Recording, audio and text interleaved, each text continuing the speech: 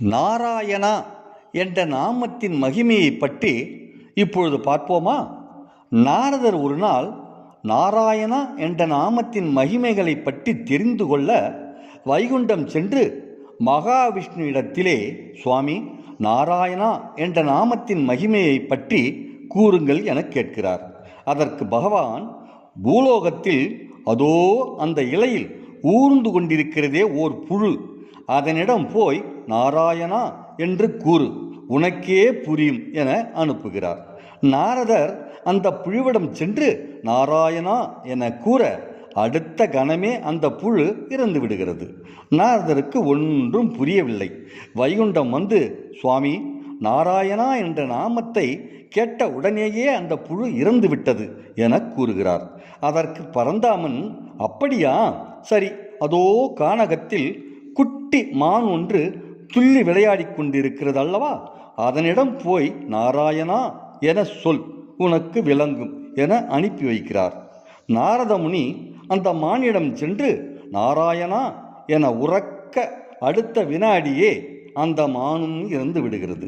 பதட்டத்தோடு விஷ்ணுவிடம் போய் நாராயணா என்றதுமே அந்த மானும் இறந்து விட்டது பிரபு என சோகத்தோடு கூற, சரி, அதோ ஓர் பசு புதிதாக கன்றை ஈண்டிருக்கிறது அல்லவா, அந்த கன்றின் காதில் போய் நாராயணா என ஓது, நிச்சயம் உனக்கு விடை தெரியும் என அனுப்புகிறார்.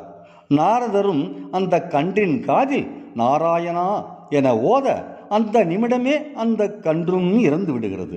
படபடப்போடு கேசவனிடம் சென்று, சுவாமி, அந்த கன்றும் நாமத்தை கேட்ட உடனேயே இறந்து விட்டது, எனக்கு எதுவும் புரியவில்லை என வருத்தத்தோடு நாரதர் சொல்ல, நாரதா, இந்த நாட்டு அரசனுக்கு ஓர் ஆண் குழந்தை பிறந்திருக்கிறது. இந்த ஒரு முறை மட்டும் நீ போய் அந்த குழந்தையின் காதில் நாராயணா என கூறிவிடு என்கிறார் பகவான். அதற்கு நாரதர், சுவாமி, புழு, மான், கன்று இவை மூன்றுமே நாமத்தை கேட்ட உடனேயே இறந்து விட்டது பரவாயில்லை. ஆனால் இந்த மன்னனுக்கோ பல ஆண்டுகளாக குழந்தை இல்லாமல் தவமிருந்து பிறந்த பிள்ளை இது. இதன் காதில் நாராயணா என நான் கூற ஏதாவது விபரீதம் நடந்துவிட்டால் என தயங்கிய நாரதரிடம், நாரதா, பயப்படாமல் நீ சென்று அந்த குழந்தையின் காதில் நாராயணா என கூறு, இந்த முறை அந்த நாமத்தின் மகிமை நிச்சயமாக உனக்கு புரியும், செல் என கூறுகிறார் மாதவன்.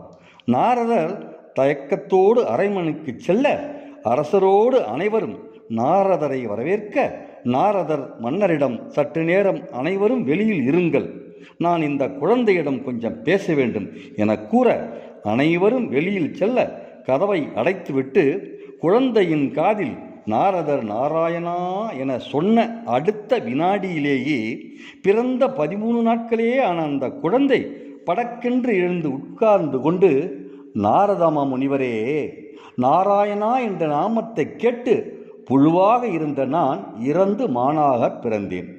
மீண்டும் அந்த நாமத்தை கேட்ட மாத்திரத்தில் மானாக இருந்த நான் இறந்து கன்றாக பிறந்தேன்.